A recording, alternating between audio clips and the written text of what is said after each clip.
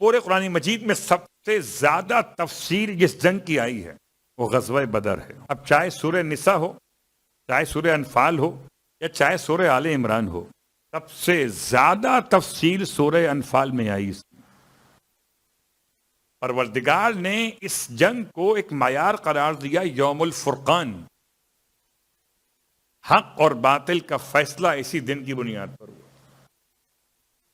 یہ رات، یہ دن، آج کی رات اور کل کا دن، یہ سخت ترین عنوان تھا. پوری تفصیل غزوہ بدر کی انشاءاللہ جس سال سیرت پیغمبر پڑھیں گے تب سنائیں گے پوری واقعات.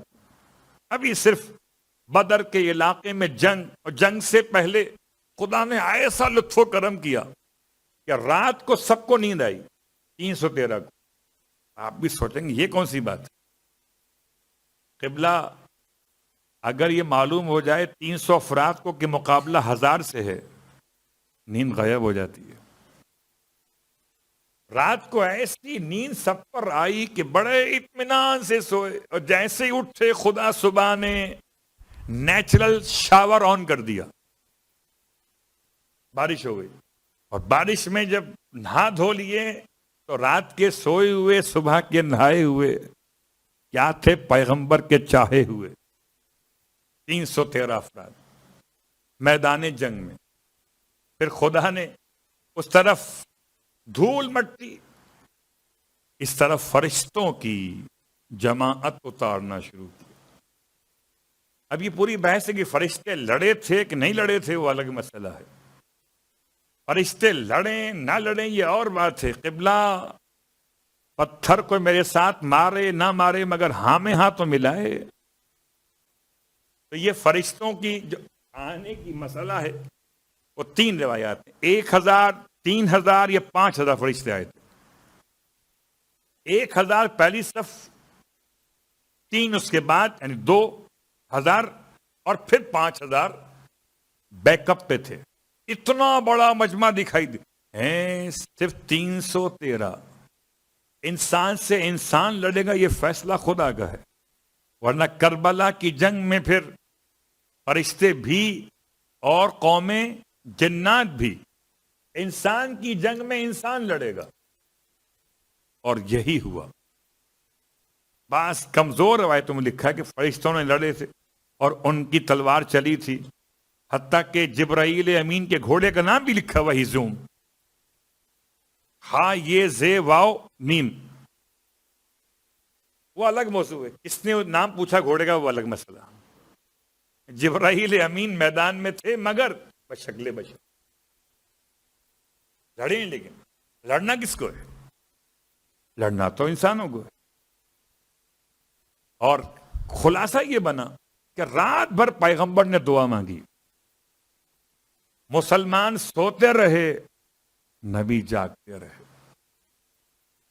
بڑا اچھا جملہ ہے ایک مرجع علی خضر کا. کہتے ہیں اگر لیڈر جاگ رہا ہو تو قوم سو سکتی ہے، اور لیڈر سو رہا ہو تو قوم جاگ کے بھی کچھ نہیں کر سکتی. صلوات پڑھیں محمد و آل محمد.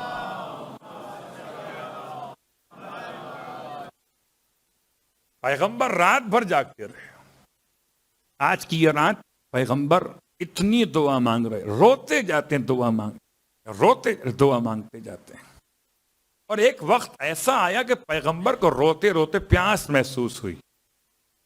جب آپ کے خیمہ مقدس میں جو آپ کے ساتھ بیٹھنے والے بہت قریب لوگ تھے، آپ نے ان سے پانی کا مطالبہ کیا، تو آپ کے مطالبے کو سن کر کوئی تیار نہ ہوا، چونکہ رات کا اندھیرا تھا، سامنے بڑا لشکر تھا، بدر کا کنواں بڑی خوفناک جگہ پہ واقع تھا. ایسے میں جب کوئی تیار نہ ہوا، ہر مرتبہ مولا کائنات میں لے کر آتا ہوں پانی آپ کے لیے. پتہ نہیں ساری داستانیں آپ بنائیے، آپ کو ہی مبارک ہوں. ہم تو یہ پڑھتے ہیں کہ پانی پلانے والا بھی علی کے سوا کوئی نہ تھا. کچھ اور تو کیا کوئی پہنچاتا دودھ کے پیالے اور بھنا ہوا گوشت. اللہ اکبر، کیا داستانیں بنائی. پانی پلانے والا بھی کوئی نہ تھا. ختم یہ مرتبہ صلی اللہ علیہ وآلہ وسلم.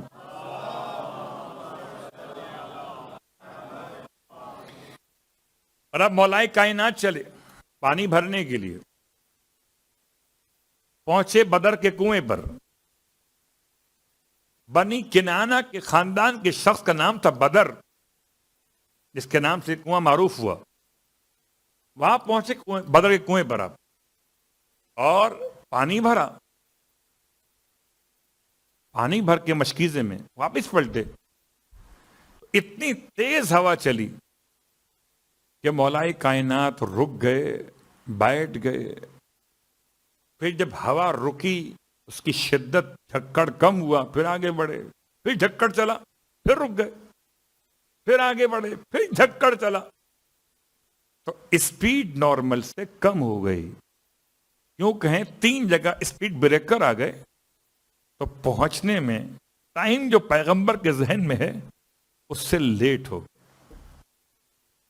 اور اللہ کے حبیب نے سوال کیا، یا علی کہاں رہ گئے؟ تو مولا نے جواب دیا، اصل میں تو چل رہا تھا، مگر اتنا تیز ہواؤں کا جھکڑ تھا کہ مجھے رکنا پڑا. 1 مرتبہ، پھر 2 مرتبہ، پھر 3 مرتبہ. اللہ کے حبیب فرماتے ہیں، یا علی کیا آپ جانتے ہیں یہ ہواؤں کے جھکڑ کیا تھے؟ کہ اللہ کے رسول بہتر جانتے ہیں. کیا طریقہ ہے بات پہنچانے کا. اپنی تعریف خود کرنے میں کیا کمال ہو سکتا ہے کوئی. تعریف تو وہ کہ خدا کا حبیب کرے امیر المومنین کی. تو فرمایا اللہ کے، یا علی جب پہلا ہواؤں کا تیز جھکڑ جو چلا، اب غور کیجئے گا، یہ میرے مولا کو جو الفاظ ہیں وہ اصحاب کو سنانے کے لیے ہیں. انہیں جھکڑ سمجھ میں آ سکتے تھے اور ٹکر سمجھ میں کہاں سے آتے. ارشاد فرمایا اللہ کے حبیب نے، یہ جھکڑ نہیں تھا یا علی، یہ 1000 فرشتوں کی پوری بریگیڈ تھی. اللہ اکبر. جو فلیگ مارچ کر رہے تھے.